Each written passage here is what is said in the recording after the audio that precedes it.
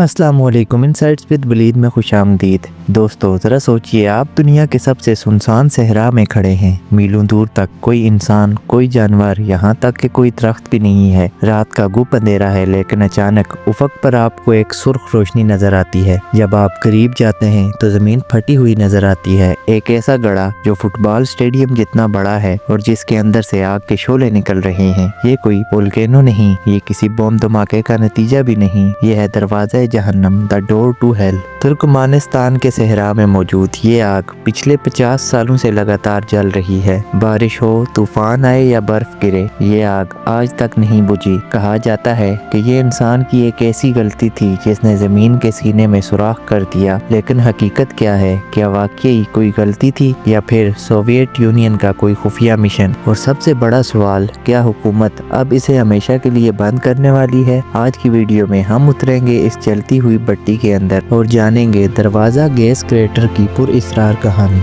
कहानी शुरू होती है 1971 में, जब कोल्ड वार अपने उरूज पर थी। सोवियत यूनियन और अमेरिका के दरमियान पावर की जंग चल रही थी, लेकिन ये जंग सिर्फ वेपन्स की नहीं थी, ये रिसोर्सेज की भी थी। सोवियत यूनियन को अपनी इकोनॉमी चलाने के लिए ऑयल और गैस की शदीद ज़रूरत थी। इंजीनियर्स की नज़रें तुर्कमानिस्तान के कराकुम डेजर्ट्स पर जमी हुई थी, जहाँ उन्हें यकीन था कि ज़मीन के नीचे काला सोना छुपा हुआ है। सोवियत जियोलॉजिस्ट्स की एक टीम वहाँ पहुंची और उन्होंने ड्रिलिंग शुरू कर दी। शुरू में सब ठीक था, मशीन जमीन का सीना चीर कर नीचे जा रही थी, लेकिन फिर कुछ अजीब हुआ। जिस जमीन पर उनकी हैवी मशीनरी खड़ी थी वो अचानक खोखली महसूस होने लगी। असल में वो जिस जगह ड्रिल कर रहे थे उसके नीचे मिट्टी नहीं थी, बल्कि नेचुरल गैस की एक बहुत बड़ी पॉकेट थी। जैसे ही ड्रिल ने उस पॉकेट को हिट किया, जमीन का प्रेशर बैलेंस बिगड़ गया। देखते ही देखते पूरा का पूरा ड्रिलिंग रिग, उनके टेंट्स और इक्विपमेंट्स जमीन में धंस गए। एक बहुत बड़ा धमाका हुआ और वहाँ 70 मीटर चौड़ा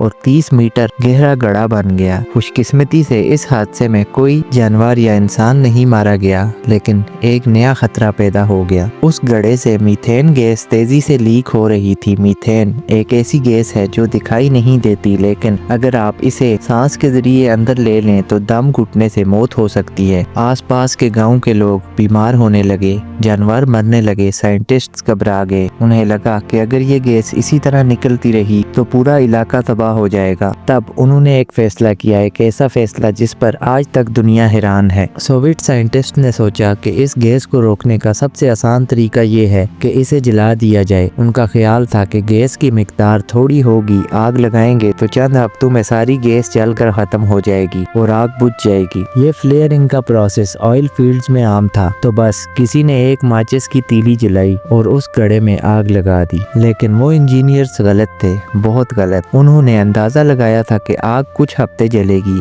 आज 50 साल से ज्यादा गुजर चुके हैं, वो कुछ हफ्ते अभी तक खत्म नहीं हुए। जमीन के नीचे गैस का जखीरा इतना बड़ा था कि ये आग मुसलसल जल रही है। इस जगह का नाम ऑफिशियली दरवाजा गैस क्रेटर है, लेकिन लोकल लोगों ने इसे डोर टू हेल यानी जहन्नम का दरवाजा कहना शुरू कर दिया। कई दहाइयों तक किसी ने इस गड्ढे के अंदर जाने की हिम्मत नहीं की। दूर से खड़े होकर देखना आसान था, लेकिन उस आग के अंदर क्या है? 2013 में कैनेडियन एक्सप्लोरर जॉर्ज कोरोनिस ने फैसला किया कि वो पहले इंसान बनेंगे जो इस जलती हुई कब्र में उतरेंगे। नेशनल जियोग्राफिक की टीम के साथ उन्होंने एक मिशन प्लान किया। मकसद सिर्फ एडवेंचर नहीं था, बल्कि साइंस थी। वो देखना चाहते थे कि क्या इस एक्सट्रीम टेम्परेचर में जमीन के अंदर कोई बैक्टीरिया जिंदा रह सकता है। मंजर किसी साइंटिफिक मूवी से कम नहीं था। जॉर्ज ने एक खास हीट रेजिस्टेंट सूट पहना जो एल्यूमिनियम और केवलर से बना हुआ था। उनके पास ऑक्सीजन सिलेंडर था, क्योंकि नीचे सांस लेने के लिए हवा नहीं थी। जैसे जैसे वो रस्सी से नीचे उतरे, टेम्परेचर बढ़ता गया। नीचे जमीन पर कदम रखते ही उन्हें एहसास हुआ कि वो किसी और सियारे पर हैं। जॉर्ज ने बताया कि वहाँ जमीन पर हजारों छोटे छोटे चूल्हे जल रहे थे। जमीन इतनी गर्म थी कि शूज पिघल सकते थे। शोर इतना ज्यादा था जैसे कोई जेट इंजन चल रहा हो। सबसे हैरान कुन बात ये थी कि वहाँ उन्हें बैक्टीरिया मिले, ऐसे माइक्रो ऑर्गेनिज्म जो बिना ऑक्सीजन ऑक्सीजन के और इतनी शदीद गर्मी में भी जिंदा थे। इस डिस्कवरी ने नासा की मदद की, क्योंकि अगर यहाँ लाइफ मिल सकती है तो शायद मार्स या वीनस जैसे गर्म प्लैनेट्स पर भी लाइफ हो सकती है। लेकिन द डोर टू हेल की कहानी में कुछ अजीब पहलू भी हैं। रात के वक्त इस रोशनी को देखकर हजारों कीड़े और मकड़ियाँ यहाँ खींची चली आती हैं। लोगों ने देखा है कि कैमल स्पाइडर्स जो सहरा में मिलती हैं इस गड्ढे के किनारे आती हैं और फिर खुद को आग में गिरा देती हैं। कोई नहीं जानता कि वो ऐसा क्यों करती हैं। शायद रोशनी की कशिश उन्हें मौत के मुंह में ले जाती है। पिछले कुछ सालों में ये जगह एक अनएक्सपेक्टेड टूरिस्ट डेस्टिनेशन बन गई है। तुर्कमानिस्तान दुनिया के सबसे क्लोज्ड मुल्कों में से एक है। इसे सेंट्रल एशिया का नॉर्थ कोरिया भी कहा जाता है। वीजा मिलना बहुत मुश्किल है, लेकिन जो लोग वहाँ पहुँचते हैं उनकी लिस्ट में सबसे ऊपर डोर टू हेल होता है। लोग वहाँ कैंपिंग करते हैं, सेल्फीज लेते हैं और इस कुदरती अजूबे को अपनी आंखों से देखते हैं। जनवरी 2022 में तुर्कमानिस्तान के प्रेसिडेंट ने हुक्म दिया कि इस आग को बुझाने का तरीका ढूंढा जाए। इसकी दो वजूहात हैं। पहला, पैसा। जो गैस वहाँ जल रही है वो जाया हो रही है। अगर उसे एक्सपोर्ट किया जाता तो मुल्क को अरबों डॉलर्स का फायदा होता। दूसरी चीज, सेहत। हुकूमत का मानना है कि ये गैस आसपास के माहौल को खराब कर रही है। एक्सपर्ट्स के मुताबिक इसे बुझाना आसान नहीं है। अगर सीमेंट डालकर बंद किया जाए तो गैस साइड से निकल जाएगी